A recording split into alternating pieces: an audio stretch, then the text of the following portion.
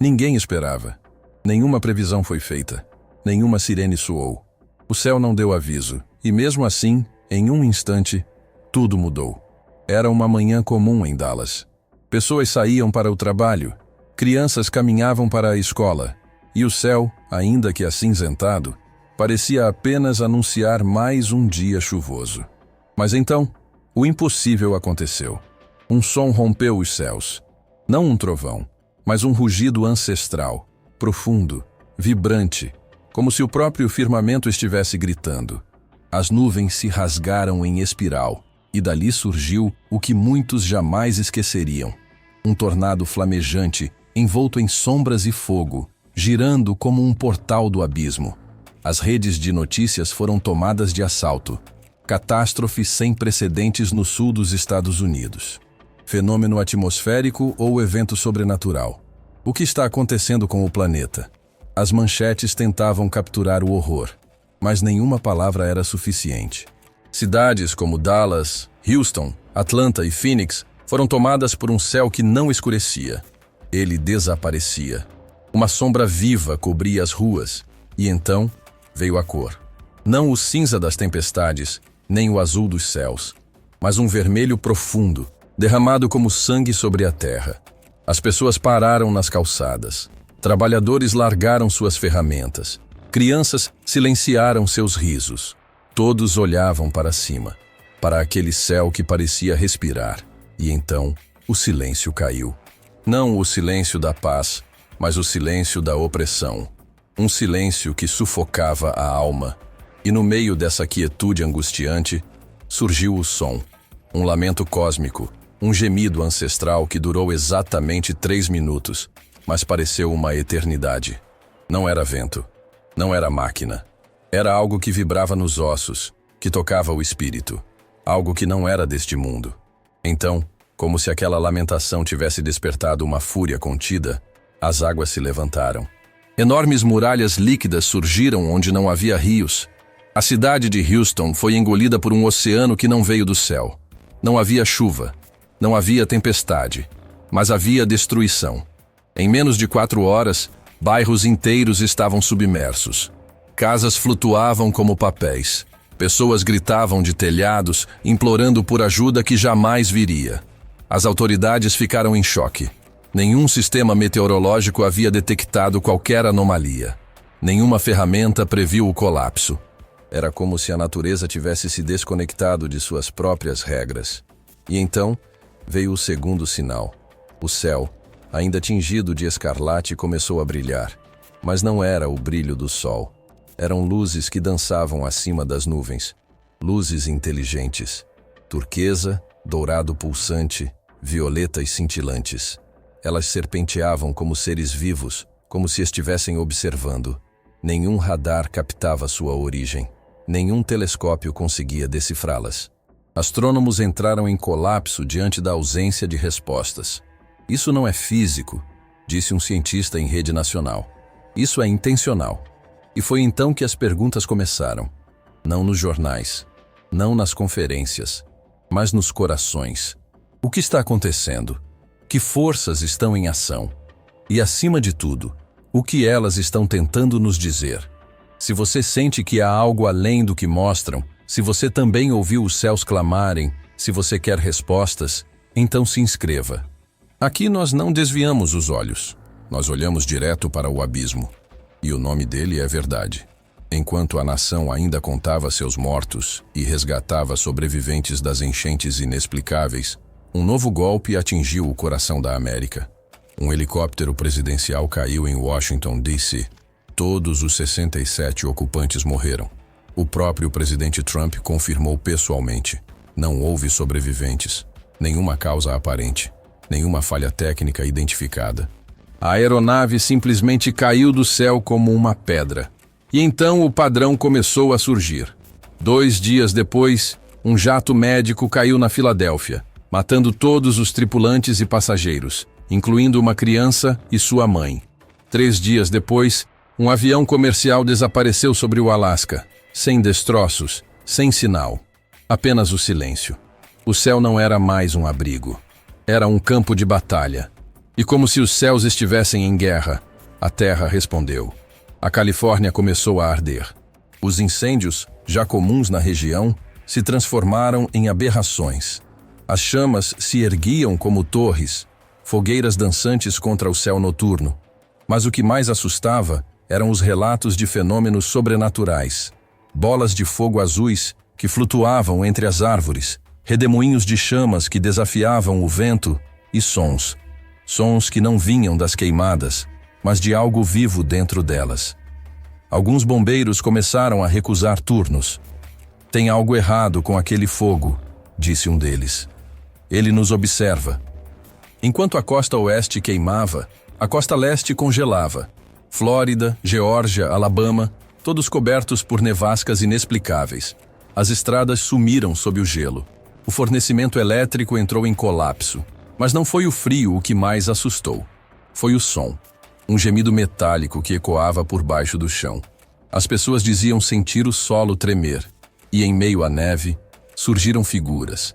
Silhuetas escuras, andando sem deixar pegadas e desaparecendo quando alguém se aproximava. O país estava sendo sitiado, mas não por um inimigo humano, por algo mais antigo. Algo que usava os elementos para falar, mas ninguém queria ouvir. Foi então que os céus se abriram, não metaforicamente, mas literalmente. No estado de Oklahoma, durante uma madrugada fria e silenciosa, uma luz se formou no alto. Não era o brilho de um satélite, nem a luz de um avião. Era algo etéreo. E então, todos que estavam acordados naquela hora ouviram. O som foi como um rasgo na realidade. Um trompete que não soava metálico, mas espiritual. Um lamento vindo de outra dimensão. A vibração penetrou paredes, atravessou corpos, alcançou o íntimo das pessoas. Cães começaram a uivar. As árvores pararam de balançar. O tempo pareceu congelar. Mary Thompson, uma moradora da região, descreveu. Era como se o próprio céu estivesse chorando, mas não de tristeza. Era como se estivesse nos alertando, desesperadamente. Logo depois, o impossível aconteceu. No céu, acima de Oklahoma, uma figura apareceu. Uma silhueta radiante. Muitos caíram de joelhos, outros choraram. Havia quem não conseguisse nem olhar. Era Jesus Cristo. Não em forma de escultura, não em visão subjetiva, mas ali, visível, cercado de luzes e seres celestiais. Robert Hastings, um idoso da região, mal conseguia conter as lágrimas ao descrever o que viu. Eu já estava velho demais para esperar milagres, mas vi o impossível. Vi o céu se abrir e o Filho do Homem se revelar. As redes sociais explodiram. Vídeos, fotos, gravações de áudio. O governo tentou controlar a informação. A grande mídia silenciou, mas era tarde. Centenas de milhares haviam presenciado. E nada seria como antes. No dia seguinte, começaram os distúrbios atmosféricos. Uma neblina densa cobriu cidades inteiras. Mas não era neblina comum. Ela não obedecia às leis naturais. Surgia sem aviso. Impedia a visibilidade em segundos. Trazia consigo odores metálicos e, às vezes, o som. Aquele som. O mesmo trompete que havia soado em Oklahoma. E junto à névoa vieram os drones. Silenciosos, triangulares, negros como a noite. Pairavam sobre centros urbanos, instalações militares, escolas. Eram filmados, denunciados. Mas ninguém os reclamava como seus. Nenhum governo admitia controlá-los. Eles estavam ali, apenas observando. Depois deles, vieram os símbolos. Sim, os símbolos. Primeiro nos céus, através de padrões climáticos que formavam imagens geométricas em radares meteorológicos. Depois, nas colheitas, como marcas deixadas no chão, impossíveis de serem feitas por mãos humanas. E por fim, nas águas. Na praia de Myrtle Beach, após uma maré anormalmente vermelha, a areia ficou tingida de escarlate. Os cientistas alegaram algas. Mas os moradores sabiam. Não era algas. Era sangue. Era juízo. Era um sinal. Foi nesse contexto que, no Oriente Médio, os conflitos explodiram. Israel, Gaza, Irã, o cenário se incendiou. Mísseis cruzavam o céu como flechas do apocalipse. Crianças choravam sob os escombros. O mundo inteiro prendeu a respiração. E então, no ápice do conflito, outra visão.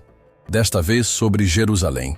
Durante um eclipse solar parcial que coincidiu com o festival de Purim, uma cruz de luz surgiu no céu, visível apenas por poucos minutos. Mas foi suficiente. Muitos caíram em pranto. Outros correram em desespero. Era como se o véu entre o céu e a terra tivesse sido rasgado por completo. A comunidade científica tentou justificar como um fenômeno óptico, um reflexo atmosférico. Mas ninguém conseguia explicar a sincronia. Um eclipse, um festival profético, uma cruz. E logo depois, terremotos em cadeia por toda a região. A profecia estava viva, estava sendo escrita diante dos olhos do mundo, mas ainda assim, muitos dormiam espiritualmente. Foi nesse momento que o nome dele voltou a surgir. Trump. Após o desastre aéreo, rumores começaram a circular. Seria ele realmente morto? Ou estaria escondido à espera de uma revelação futura?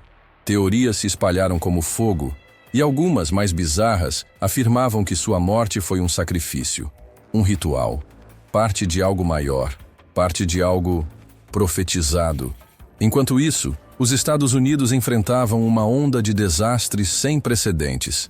Cidades submersas, florestas em chamas, nevascas fora de estação, céus tingidos de vermelho e animais enlouquecidos, aves migrando em círculos infinitos, baleias encalhando em massa, gados paralisados encarando o céu como se ouvissem algo que humanos não podiam captar.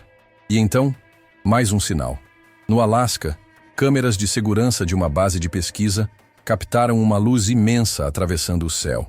Não era meteoro, não era tecnologia humana, era algo vivo, inteligente, que mudava de direção e que desapareceu com um estampido ensurdecedor. Em seguida, falhas em sistemas elétricos, satélites saindo de órbita, comunicadores militares emudecidos por horas. A explicação oficial? Nenhuma, apenas silêncio.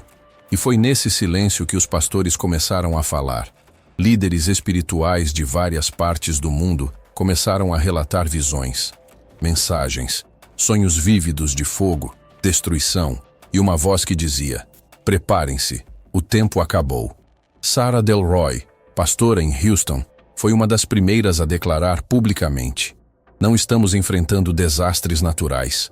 Estamos enfrentando o início do juízo. O céu está gritando. Deus está falando. Mas quem está ouvindo?" Enquanto isso, o povo seguia dividido.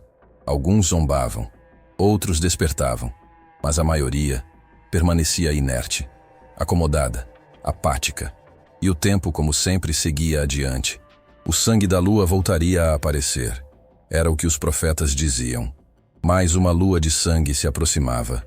Desta vez, prometia ser a mais intensa em décadas.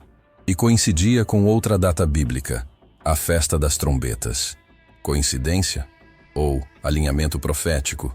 Mary Thompson, aquela mesma que ouviu o som pela primeira vez em Oklahoma, teve outro sonho. No sonho, via águas se partindo como no Mar Vermelho. Mas do outro lado, não havia terra seca. Havia fogo, um mar de fogo.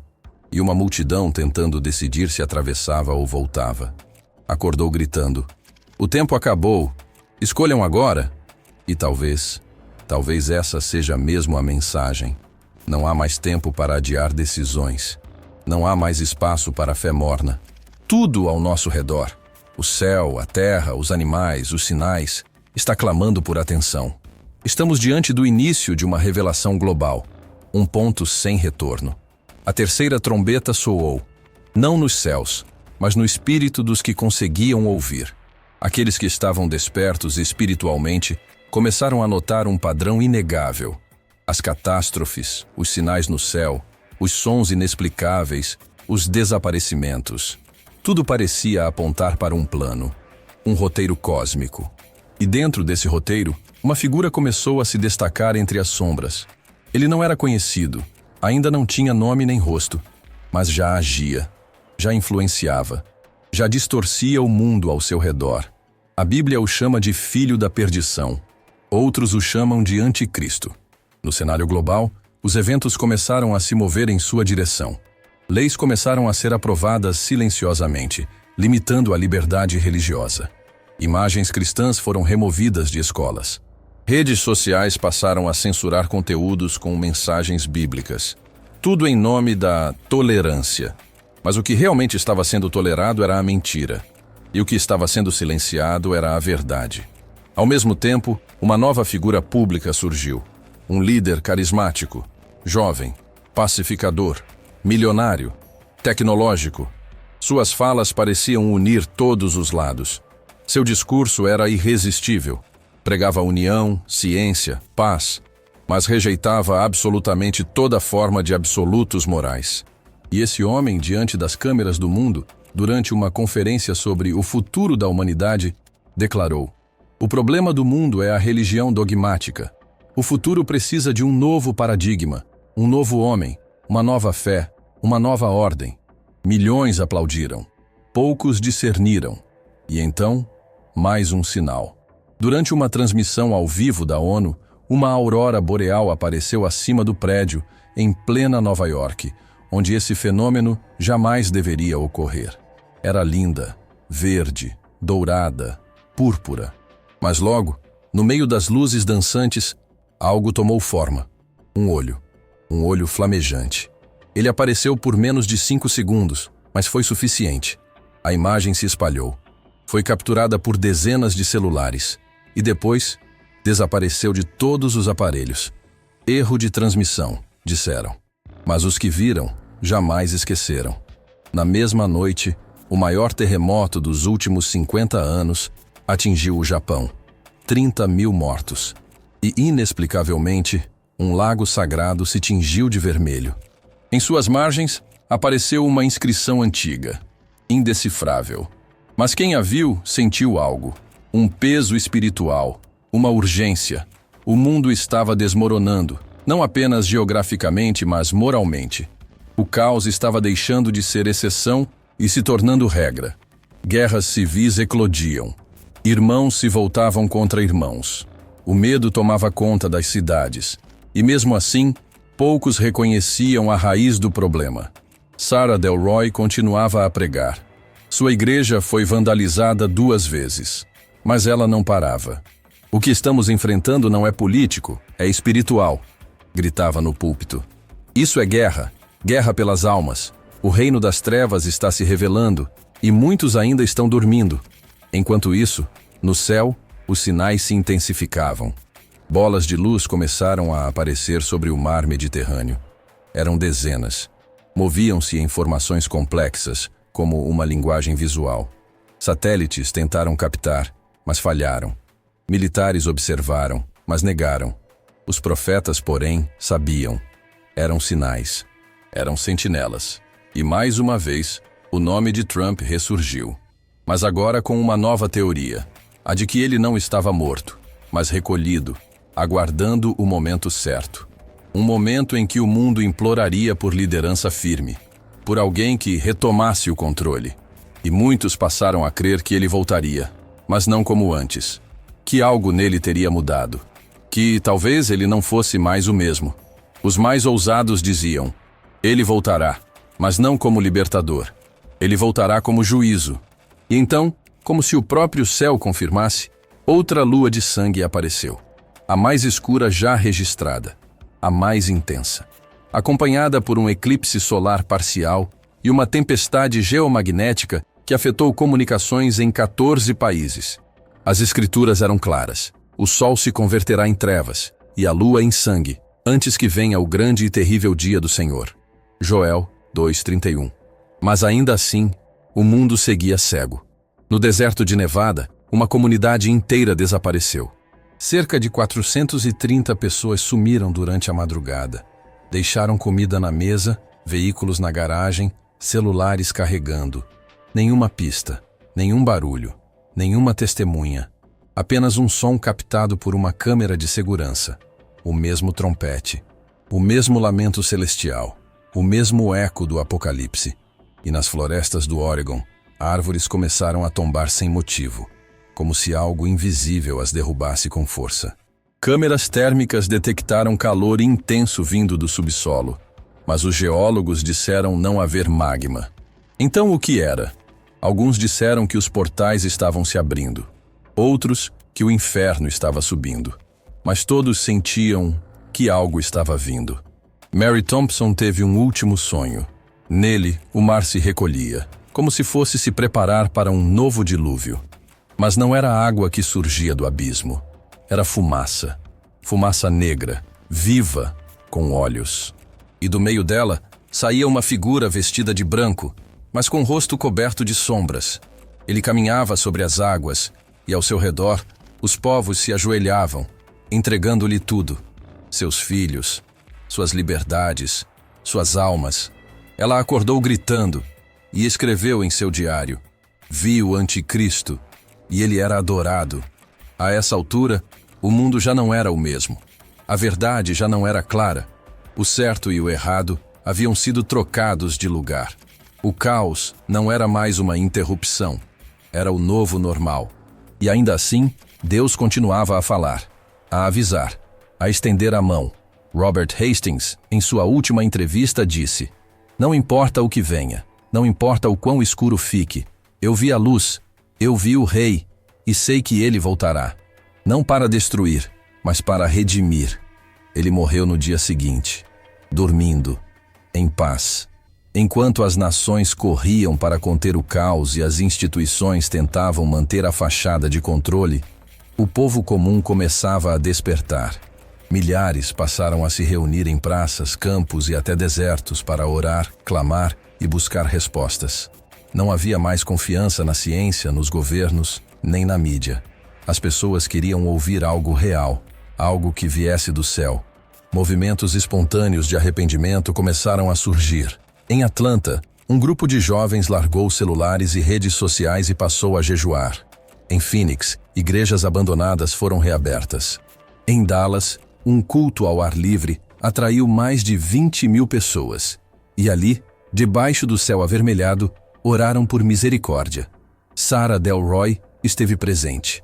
Ela subiu em uma caixa de madeira e, com a Bíblia em mãos, gritou: vocês estão esperando o juízo final como se ele estivesse distante. Mas ele já começou. Está aqui, entre nós. O céu está falando, o Espírito está clamando. Mas será que estamos ouvindo? Foi nessa mesma semana que as estrelas começaram a mudar. Astrônomos alertaram. Constelações inteiras estavam deslocadas. As órbitas de planetas estavam se ajustando sutilmente. Mas era visível. A criação estava sendo movida, reconfigurada, como se o próprio universo estivesse prestes a testemunhar algo inédito. E em meio a esse pano de fundo cósmico, um som voltou. Desta vez mais alto, mais claro. Veio do fundo da Terra, de dentro dos oceanos, do alto das montanhas. Era o som das trombetas, mas agora com um segundo timbre. Um tambor. Como um batimento cardíaco divino. Como se o céu estivesse se preparando para descer. Enquanto isso, relatos de aparições aumentavam.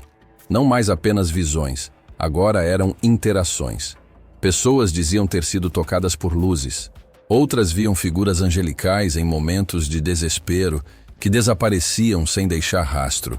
Testemunhos se multiplicavam, curas repentinas, vozes que chamavam pelo nome, livramentos inexplicáveis.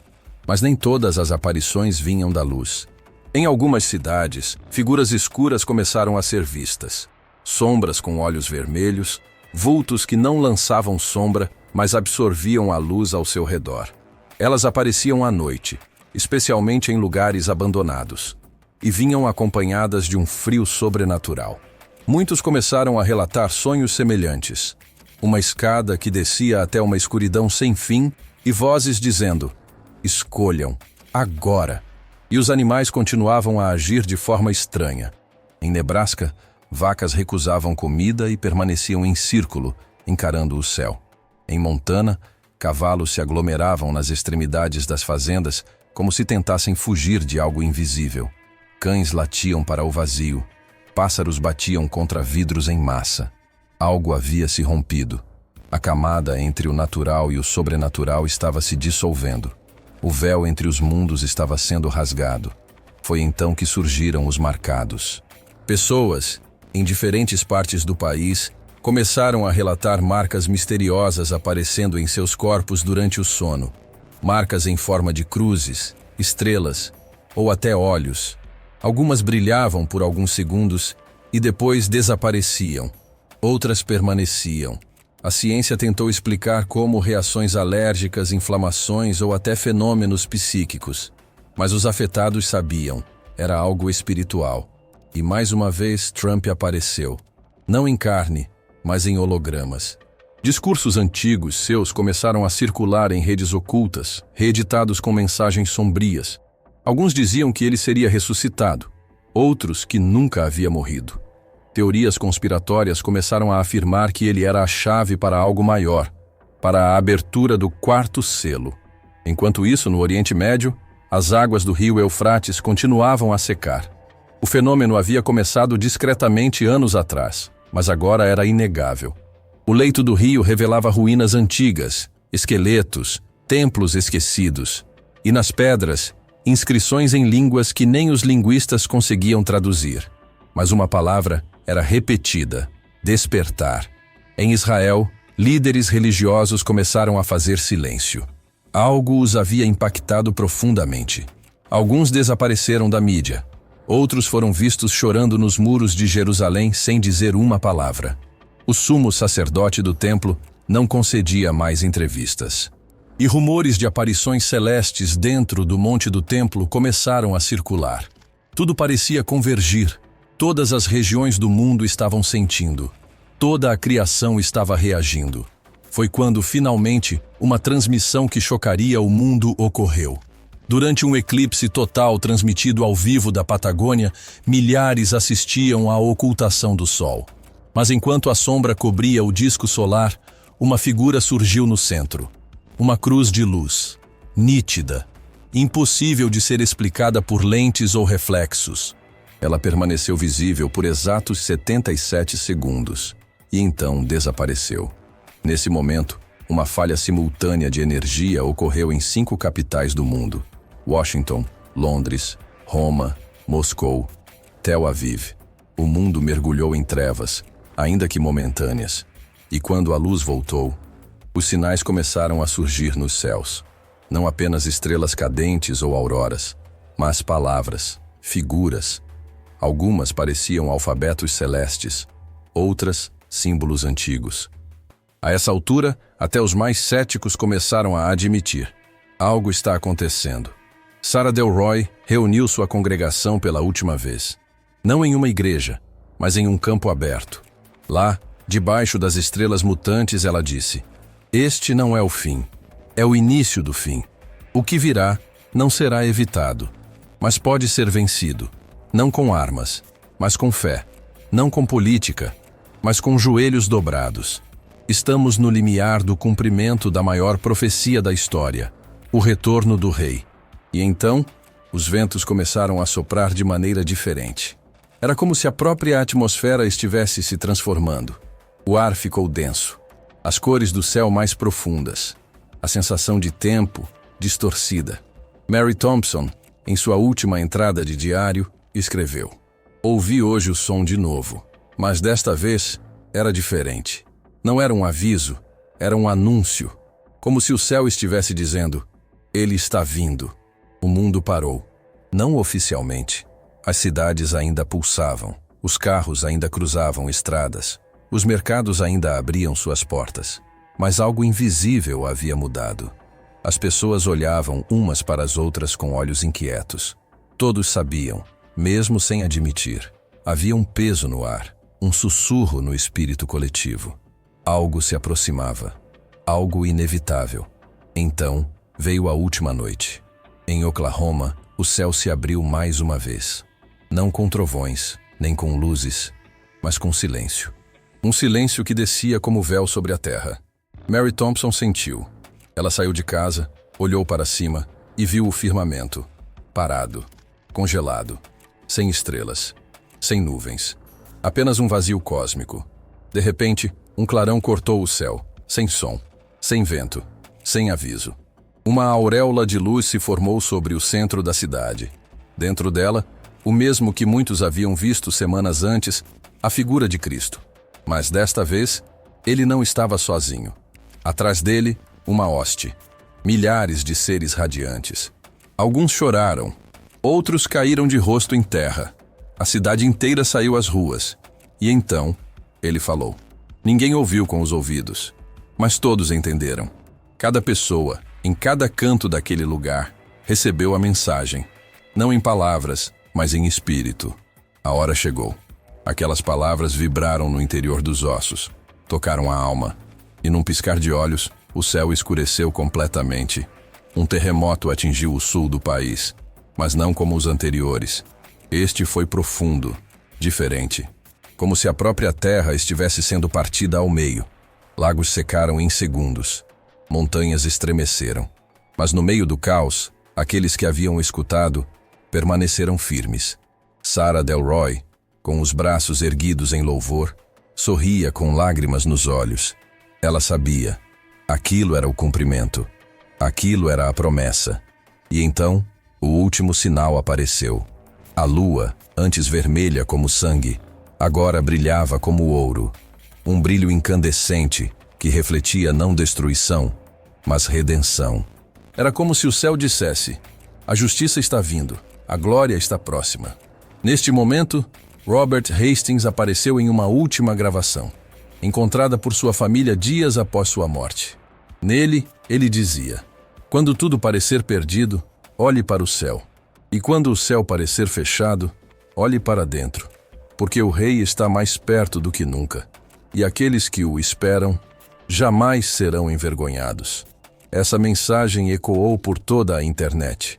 Tocou milhões, inspirou um novo mover. Pessoas começaram a orar, famílias se reconciliaram, igrejas foram lotadas. E mesmo diante de novos desastres, pragas, perseguições e sinais ainda mais sombrios, uma chama acendeu no coração dos remanescentes. Agora, não era mais medo, era fé, uma fé ardente, uma fé que não pedia livramento, mas força para permanecer. Uma fé que olhava para o caos e dizia: mesmo que os céus tremam e a terra se abra, eu confiarei. E essa fé é o que marcará os que estarão de pé no dia da revelação final. O mundo jamais será o mesmo, mas aqueles que ouviram os sinais, viram os céus e discerniram o tempo, já estão se preparando. Não para sobreviver ao apocalipse, mas para testemunhar a glória de Deus quando ela for revelada a todos os povos. Você ouviu os sinais, você viu os céus. Agora, a escolha é sua. Se você sente que essa mensagem falou com você, não ignore. Este canal é um espaço de alerta, de discernimento e de preparação espiritual. Inscreva-se, ative as notificações. Compartilhe essa mensagem. Faça parte dos que não dormem, porque o que está vindo é maior do que tudo que já vivemos. E quando a última trombeta soar, você precisa estar pronto.